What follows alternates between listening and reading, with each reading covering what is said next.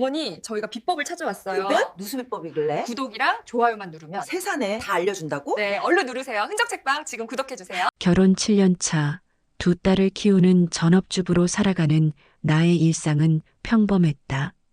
첫째를 낳고도 직장을 다녔지만 둘째가 유난히 잔병치레가 잦아 결국 사표를 냈다. 놀이터에서 혼자 노는 첫째를 보며 마음 아파했던 기억이 선명하다. 형제가 있으면 좋겠다는 생각으로 둘째를 가졌지만 임신 소식을 전했을 때부터 무언가 달라지기 시작했다. 시어머니는 내 배를 쓰다듬으며 아들이길 바라셨다. 초음파 검사 때마다 성별을 물으셨고 딸이라는 사실을 알게 된 후에는 미묘한 실망감을 감추지 못하셨다. 건강하게만 태어나면 된다는 내 말에도 시어머니는 고개를 끄덕이면서도 어딘가 아쉬운 표정을 지으셨다. 출산 후에도 그 분위기는 계속됐다. 둘째 딸을 안아보시면서도 시어머니의 눈빛에는 온기보다는 의무감 같은 것이 더 짙게 배어 있었다. 산후조리를 마치고 집으로 돌아온 후 시어머니는 점점 더 노골적으로 셋째 이야기를 꺼내기 시작하셨다. 식구가 많은 게 복이고 아들이 있어야 집안이 든든하다는 말씀을 반복하셨다. 첫째는 본인이 키워줄 테니 셋째만 낳으라는 제안도 서슴없이 하셨다. 하지만 정작 첫째를 봐주신 적은 거의 없으셨다. 두 아이를 키우며 지쳐가던 나에게 시어머니의 그런 압박은 날이 갈수록 무거운 짐이 되어갔다. 남편은 350만 원가량의 월급으로 우리 가족을 부양했고 전셋집에서 아슬아슬하게 생활비를 맞춰가며 살았다. 빚은 없었지만 여유도 없었다. 그런데 시어머니는 우리의 경제 상황은 아랑곳하지 않고 계속해서 셋째 이야기만 하셨다. 셋째 이야기가 나올 때마다 나는 점점 더 예민해졌고 남편과의 대화에서도 긴장이 감돌기 시작했다. 시어머니 앞에서는 최대한 표정 관리를 하려 애썼지만 속으로는 답답함이 쌓여만 갔다. 그러던 어느 날 상황이 급변했다. 남편의 여동생이 아들을 낳았다는 소식이 들려온 것이다.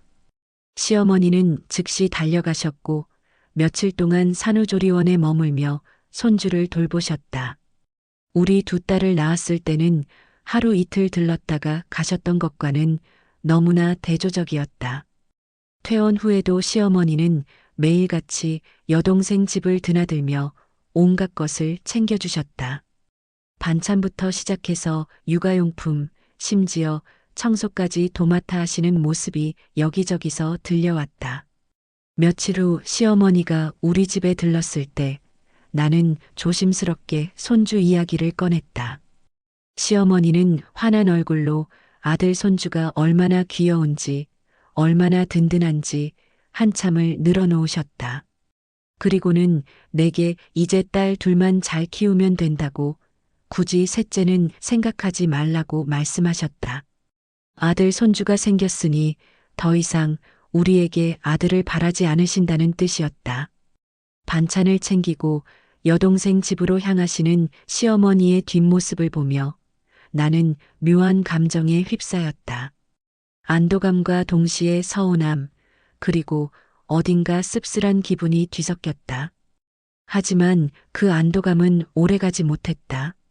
며칠 후 시어머니가 다시 우리 집을 찾아오셨는데 이번에는 평소와 다른 분위기였다.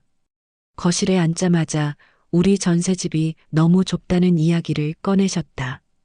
아이들이 크는데 방 한 칸에서 어떻게 지내냐며 더 넓은 곳으로 이사를 가는 게 좋겠다고 하셨다. 나는 아이들이 아직 어리고 지금 집도 충분하다고 대답했지만 시어머니는 계속 말을 이어가셨다. 전세 자금을 도와주겠다는 말씀이 나왔을 때 나는 순간 당황했다. 평소 아들 내외 일에 간섭하지 않으시던 분이 갑자기 이런 제안을 하신다는 것이 의아했다. 그런데 다음 순간 시어머니가 내놓은 말에 나는 숨이 막혔다. 전세가 아니라 아예 집을 사는 게 어떻겠냐는 것이었다. 방 4개짜리 아파트면 좋을 것 같다며 친정 부모님께 도움을 받으면 되지 않겠냐고 하셨다. 나는 그제야 상황을 이해하기 시작했다. 시어머니는 마치 당연한 이야기를 하듯 편안한 표정으로 말씀하고 계셨지만 그 속내는 달랐다. 여동생네 집을 사주기 위해 우리 친정의 재산을 끌어들이려는 것이었다. 평소 재산 이야기는 꺼내지도 않으시던 분이 아들 손주가 생기자 갑자기 이런 계산을 하고 계신다는 사실이 믿기지 않았다. 저녁에 남편이 퇴근하자 시어머니는 같은 이야기를 반복하셨다. 장인어른께 도움을 받으면 되지 않겠냐는 말씀에 남편의 표정이 순식간에 굳어지는 게 보였다.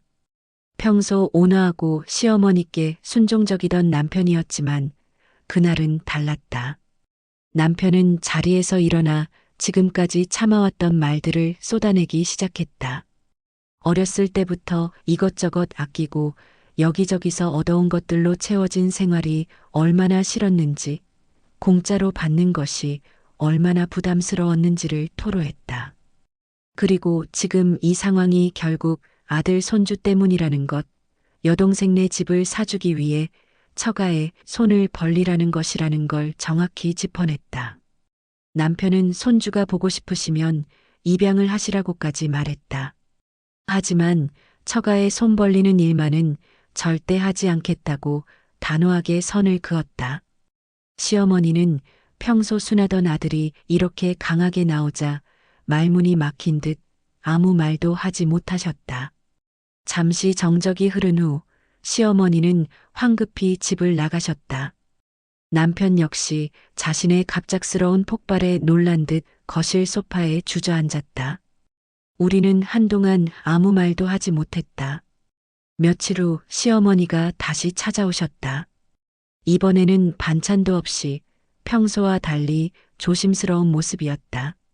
손주를 보러 온 것이라며 애써 밝게 말씀하셨지만 목소리에는 어색함이 묻어났다. 거실을 둘러보며 다시 한번 집이 좁다는 말씀을 꺼내셨고 사실은 여동생네를 도와줘야 할 것 같다는 본심을 드러내셨다. 요즘 아파트 값이 워낙 비싸서 우리 친정 쪽에서 조금 보태주면 어떻겠냐는 제안이었다. 나는 최대한 차분하게 그러나 단호하게 대답했다. 친정 부모님의 재산은 우리가 함부로 쓸 돈이 아니며 여동생을 도와주시려면 사돈댁과 상의하시는 게 맞다고 말씀드렸다. 친정에서 돈을 내면 내 마음이 편하지 않을 것 같다고도 덧붙였다. 시어머니의 얼굴이 굳어졌다. 형님 된 사람이 동생을 좀 도와주면 안 되겠냐는 말씀에 남편이 방에서 나와 약속이 있다며 시어머니를 정중히 배웅했다. 시어머니가 돌아가신 후 남편에게 전화가 왔다. 짧은 통화였지만 남편의 표정은 복잡했다. 시어머니는 재산 이야기는 다시 하지 않겠다고 그저 미안하다고만 하셨다고 한다. 우리는 그날 밤 오랜 시간 이야기를 나눴다. 시어머니의 갑작스러운 요구 뒤에 숨겨진 의도와 우리가 앞으로 어떻게 경계를 세워야 할지에 대해 진지하게 고민했다.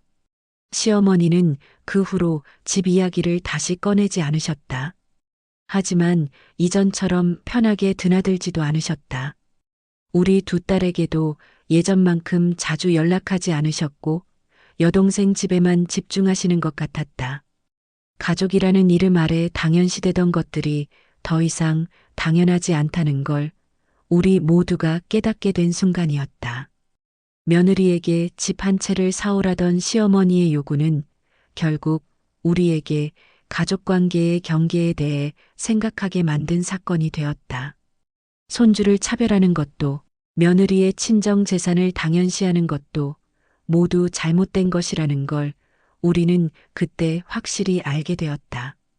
그리고 그것은 우리 부부가 진정한 독립을 이루기 위한 첫걸음이었다.